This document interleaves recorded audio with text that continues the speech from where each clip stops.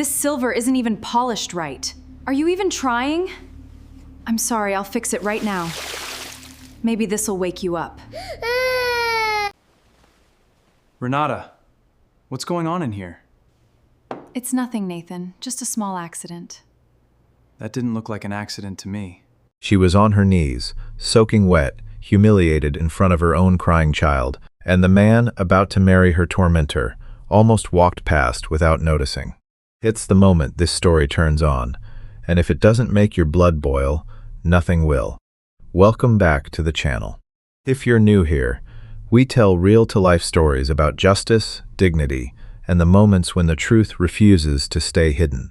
Before we start, drop a comment and tell us what city you're watching from tonight, because stories like this one deserve to be heard everywhere.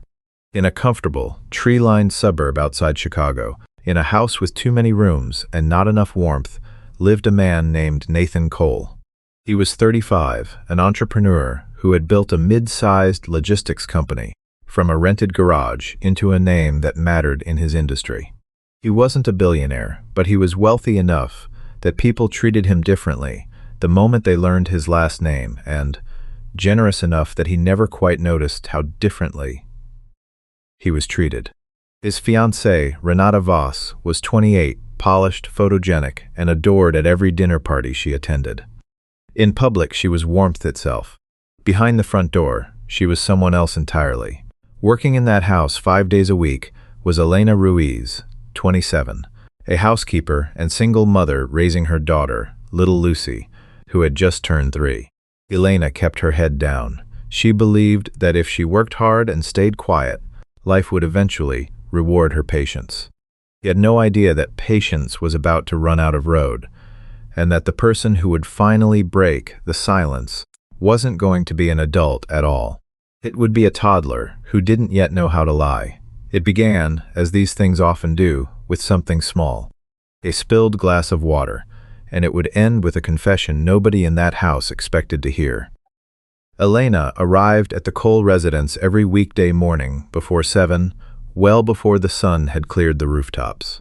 She brought Lucy with her in a small folding stroller because daycare didn't open until 8:30, and Nathan had told her on her very first week that the girl was welcome.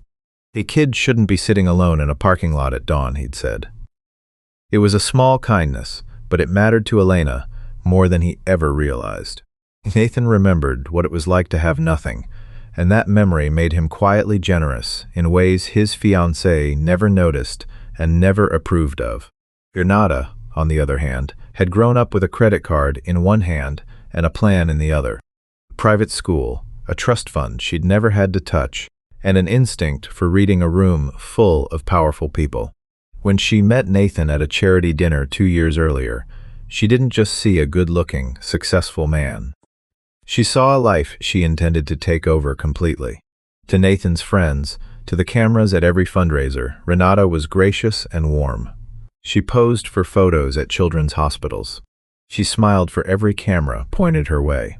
But the moment the door closed and the staff clocked in, a different person showed up. "You missed a spot," Renata said one morning, standing over Elena as she scrubbed the entryway tile on her knees. He'd do it again. Elena didn't argue. She never argued. "Yes, of course," she said quietly, dipping the cloth back into the bucket. Lucy sat nearby in her stroller, clutching a worn stuffed dog, watching her mother with wide eyes. She didn't understand tension in the room, but toddlers feel things long before they can name them. She felt the coldness coming off the woman in the silk robe, and she never forgot it. This had been going on for months. Small cruelties at first. Extra chores added at the last second, meals skipped during long shifts. Sharp words muttered only when Nathan was out of earshot. Renata was careful. She never raised her voice when he was home. She never left a mark anyone could point to. In her own quiet, controlled way, she had turned cruelty into an art form, one polished enough to survive scrutiny from anyone who might have looked closely. She had learned, somewhere along the way, that the people who keep a house running are also the people least likely to be believed if they ever spoke up. It was a calculation, cold and deliberate, and it had worked for her before in other homes, long before Nathan ever came into her life. She wasn't improvising any of this. She was executing a pattern she had refined over years. Elena needed the job badly. Raising a child alone in a big city wasn't cheap, and her husband had left almost 2 years earlier without a word. Her mother back home was sick and needed money for treatment. Elena swallowed her pride every single day and told herself it was temporary, that Lucy deserved a better life, and that this paycheck was the bridge to get there. The cruelty kept climbing. One afternoon, while restocking the pantry, Elena overheard Renata on a phone call with a friend. "He's so trusting, it's almost funny," Renata said, laughing under her breath. "Once the ring's on and the paperwork signed my way, I'll have access to everything that matters." A pause. "The housekeeper, please." Nobody notices furniture.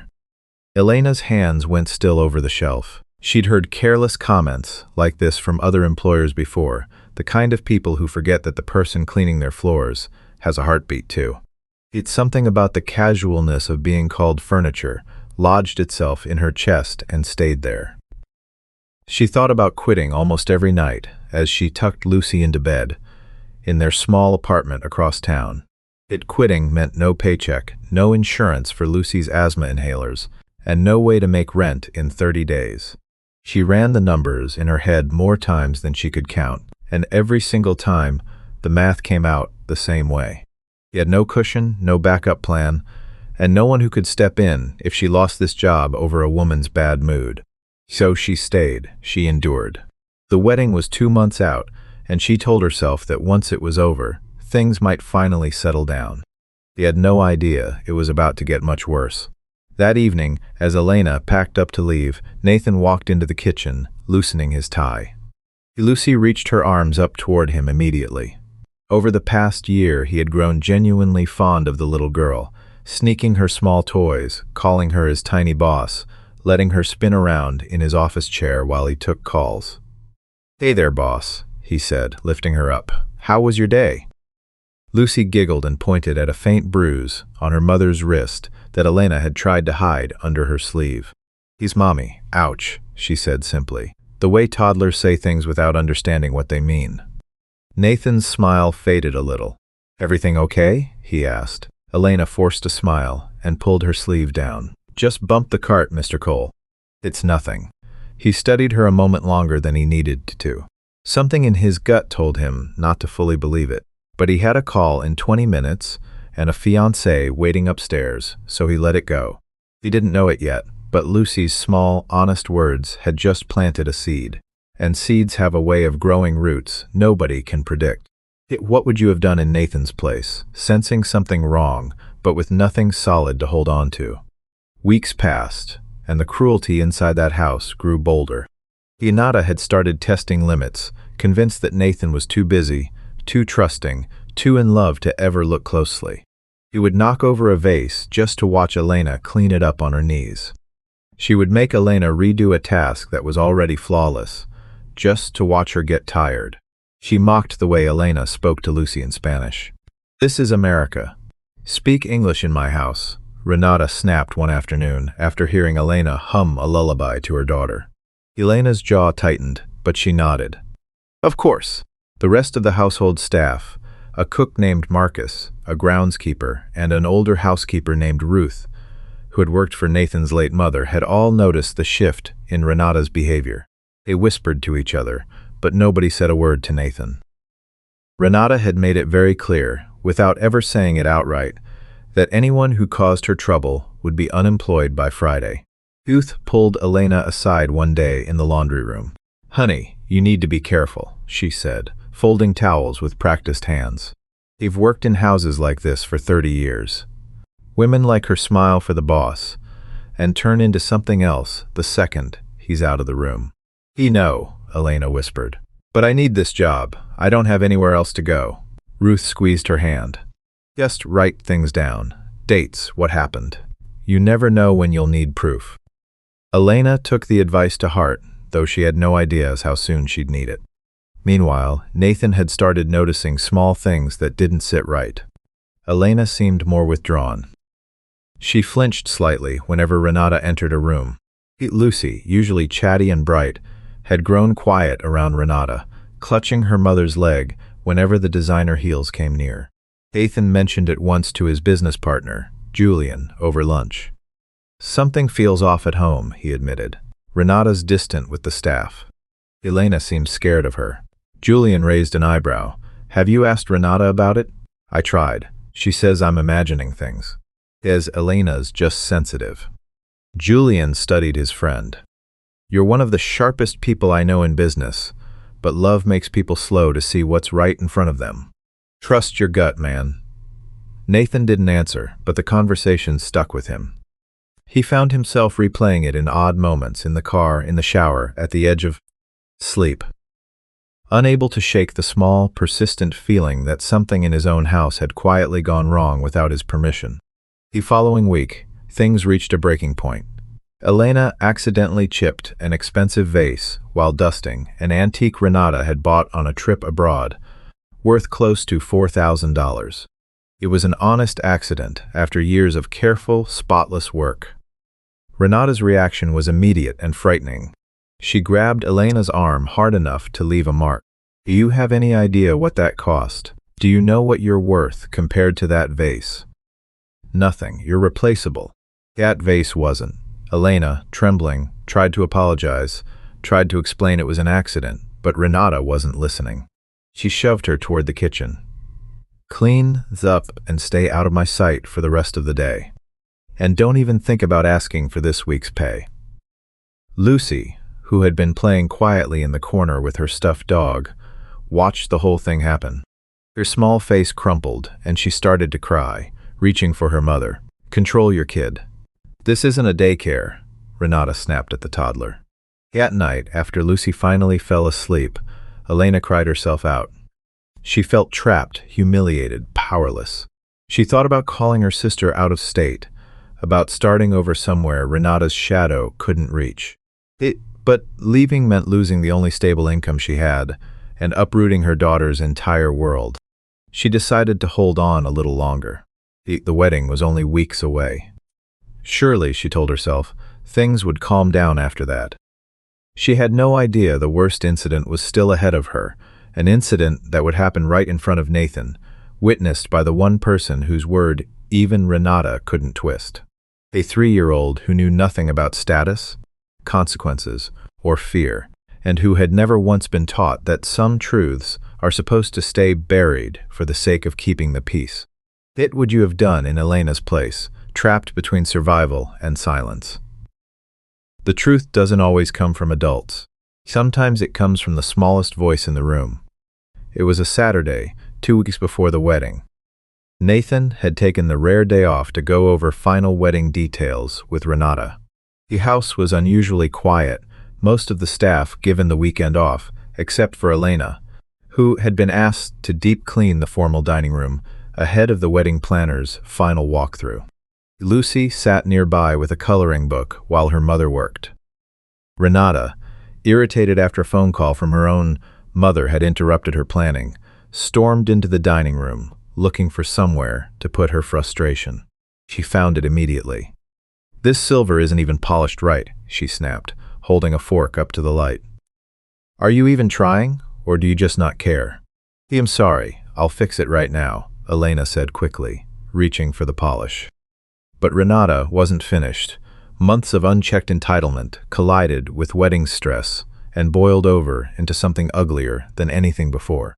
He grabbed a full pitcher of water off the table and, without warning, poured it directly over Elena's head. "Maybe this'll wake you up," she shouted, her voice bouncing off the marble walls. Elena gasped and dropped to her knees, water streaming down her face, soaking through her uniform. She didn't scream. She didn't fight back. Years of swallowing her dignity had taught her to simply wait for the storm to pass. But Lucy did not stay silent. A little girl jumped up from her coloring book, tears already falling, and ran toward her mother. "Mommy! Mommy!" she cried out, her voice cracking with fear. At that exact moment, the front door opened. Nathan, who had stepped outside briefly to take a call, walked back in and froze. He saw his fiancée standing over Elena with an empty pitcher still tilted in her hand. He saw Elena on her knees, drenched, trying to comfort her sobbing daughter. He saw the fear in her eyes that had nothing to do with spilled water. For a moment, nobody moved. The silence in that foyer was deafening. "Renata," Nathan said slowly, his voice lower and more dangerous than any of the staff had ever heard. "It is going on here." Renata's face shifted instantly from rage to practiced innocence. "Nathan, she ruined the silver right before the planner's visit." He just got frustrated. It was an accident, the pitcher just. "Daddy," Lucy interrupted, running to Nathan and then grabbing his pant leg, her face streaked with tears. "Lady mean to mommy. Lady mean every day. Mommy say sorry, sorry, sorry. Lady hurt mommy's arm before too." The words tumbled out of the 3-year-old in broken, simple sentences, and each one landed like a punch. Nathan knelt down to her level, his hands trembling as he held her shoulders. "Lucy, sweetheart, can you tell Daddy what you mean?" Lucy nodded hard, pointing at Renata. "Lady, say bad words. Lady, push mommy. Lady, say mommy nothing," like a chair. Nathan's face went pale, then red with a fury Renata had never seen from him. He stood slowly and turned to face her. "Is this true? Has this been happening this whole time?" "Nathan, she's a baby. She doesn't understand." "Don't," he said sharply, cutting through her excuse like a blade. "Don't you dare tell me what a 3-year-old does or doesn't understand.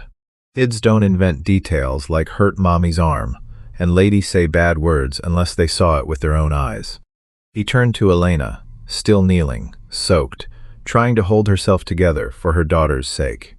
He grabbed a towel from a nearby cabinet and wrapped it gently around her shoulders.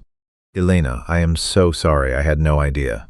Are you okay?" Elena, overwhelmed, could only nod, tears now mixing freely with the water still dripping from her hair. "What would you have done in Nathan's place? Discovering the woman you were about to marry had hidden this kind of cruelty for months."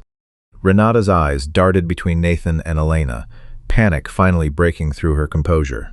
She realized, in that single second, that everything she'd built, the image, the engagement, the future she'd carefully engineered, was falling apart in front of her. "Nathan, please, let me explain. It's not what it looks like. I've just been stressed about the wedding, and she's been careless." "Stop," Nathan said firmly. "Roll up your sleeve, Elena, please." Elena hesitated, glancing between them, fear still gripping her. Nathan's eyes were steady and gentle. Slowly, she pulled back her sleeve, revealing faded yellow-green bruises on her forearm, older marks from weeks earlier that had never fully healed before new ones started forming. Ethan's jaw tightened. He'd seen a mark like that before, weeks ago, and accepted the excuse of an accident. He'd ignored his own gut. Now faced with proof he couldn't explain away, guilt and rage collided inside him. "How long, Elena?" he asked quietly. "How long has this been happening?" Elena, finally given permission to speak after months of forced silence, took a shaking breath. "Since almost the beginning, Mr. Cole. I needed this job. I had nowhere else to go, so I never said anything." Renata, sensing the conversation slipping entirely out of her hands, made one last desperate attempt. "Nathan, you're really going to believe a housekeeper over me? Over the woman you're marrying?" Nathan turned to her, his expression colder than she had ever seen. "I'm going to believe my daughter, because yes, I consider Lucy family in this house. I'm going to believe the bruises on an innocent woman's arm, and I'm going to believe my own eyes, Renata. I watched you pour water on a kneeling woman like she was nothing." The room fell into heavy silence, broken only by Lucy's soft sniffles against her mother's soaked uniform. Yet Nathan found next would prove this wasn't the first time, and that the cruelty ran far deeper than anyone had imagined. In the days that followed, Nathan did something Renata never expected. He pulled the home security footage. The house had cameras in the common areas, mostly for insurance and safety, something Renata had always dismissed as unnecessary. Now that same system would become the one piece of evidence she couldn't talk her way around. Nathan sat alone in his office that night reviewing weeks of recordings, a knot growing in his stomach with every clip. He watched Renata snap at Elena over minor mistakes. He watched her withhold breaks during long shifts. He watched her mock Elena's accent in front of guests who she assumed weren't paying attention. He watched the exact moment, 3 weeks earlier, when Renata grabbed Elena's wrist hard enough to make her flinch. The same arm he'd noticed and been told was nothing. The most damning clip was from 2 months prior, a video call Renata had taken with her own mother, picked up by the living room camera while Elena dusted nearby, unnoticed. Renata, unaware or simply not caring who might hear, had spoken plainly about her plan. Once the paperwork's done, I'll have access to accounts Nathan doesn't even let his own lawyers near. Her voice played through the speakers, flat and calculating. The prenup has loopholes my attorney already found. Give it a year and a half, and I'll renegotiate everything. He's naive, Mom. Successful, but naive. He actually thinks I love him for him. Nathan gripped the edge of his desk as he listened. Every warm moment, every gesture of affection over the past 2 years, replayed in his mind, now tainted by the knowledge that it had all been calculated. He thought about his late mother, who had raised him to value humility, no matter how much money came later, and how disappointed she would have been to see how close he'd come to marrying someone who treated kindness as a weakness to exploit. The next morning, Nathan called Elena into his office privately. She arrived nervous, unsure why she'd been summoned, fear still lingering from the day before. Lucy waited outside with Ruth, who had quickly become protective of the little girl. "Elena, please sit," Nathan said gently. "First, I need to apologize. I should have noticed sooner. I should have asked more questions the first time I saw a bruise.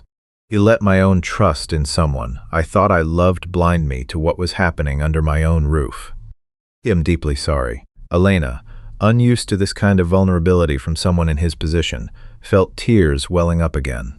"Mr. Cole, you don't owe me an apology. I should have spoken up myself." "No," Nathan said firmly. "You were trying to survive.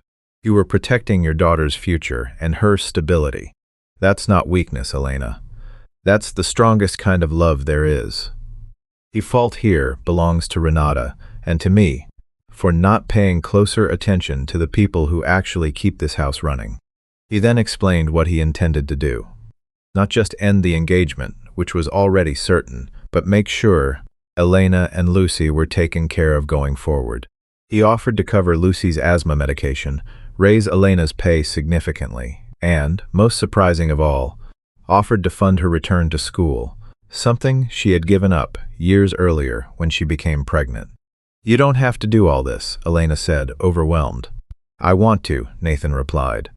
"Lucy told me the truth when the adults around her chose silence. That kind of honesty, at 3 years old, deserves to be rewarded, not punished by circumstance." Word of the incident began spreading through Nathan's circle, despite his attempts to keep it private. Renata, desperate to salvage her image, started calling mutual friends and spinning her own version, claiming Elena had faked the bruises and that Lucy had been coached to lie. But the footage didn't lie, and once Nathan's lawyer reviewed the recorded call about the prenup, any doubt about who Renata really was evaporated completely. He was offered one final chance to leave quietly with a modest settlement and a mutual agreement of silence.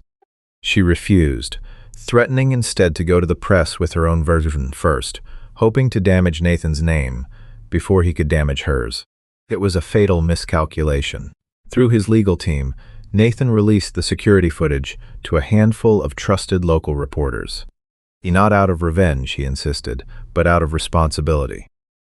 "If she'd do this to someone in my own home," he told his lawyer, "imagine what she'd do with real power and real money behind her. People deserve to know before she finds her next target." Within 2 days, footage of Renata pouring water over a kneeling housekeeper, paired with the recording revealing her real intentions toward Nathan's business, spread across local news and social media. It had been a private household incident, became a much larger conversation about wealth, entitlement, and the way domestic workers are so often treated as invisible. Strangers who had never met Elena or Nathan found themselves arguing about the story online, sharing their own experiences of being dismissed or mistreated by people who assumed no one would ever notice or care. What would you have done in Renata's place? Watching a carefully built image collapse in real time because of choices you assumed no one would ever witness. Some endings simply bring closure. Others bring something bigger, a real transformation for everyone left standing, the kind that reshapes not just one household, but the way everyone who heard about it thinks about the people working quietly in the background of their own lives. The fallout was swift for Renata. Her own family, embarrassed by the public attention, quietly distanced themselves, even releasing a statement claiming ignorance of her behavior. Despite the recording clearly capturing her mother in that very conversation, several of her closest friends unfollowed her without a word. The wedding was permanently called off, and within a month, Renata had left the city entirely, moving back to her family's home out east, her reputation in ruins across the social circles she had once ruled. Nathan, meanwhile, found himself at the center of public respect rather than scandal, not because he sought it, but because how he handled the situation reflected real accountability. In interviews, he focused less on Renata's downfall and more on a message he felt mattered far more. The dignity of the people who work inside our homes, the importance of listening to children, and the responsibility that comes with having more than most. They had cameras, resources, and options that most people never have, he said, in one widely shared interview. And it still took a 3-year-old's honesty to open my eyes to something happening right in front of me. That should tell all of us something about how often we choose comfort over the truth, even when the truth is right there waiting. Elena's life changed in ways she never expected. With Nathan's support, she enrolled in evening classes at a community college, working toward a degree in early childhood education, a dream she'd quietly held onto since long before Lucy was born, back when she was still finishing high school and thought she had all the time in the world to get there. Nathan made sure her schedule stayed flexible enough for her studies and checked in regularly, not as her employer, but as someone genuinely invested in her family's future. Lucy, finally free of the tense atmosphere that had hung over that house for months, blossomed into the bright, curious kid she was always meant to be.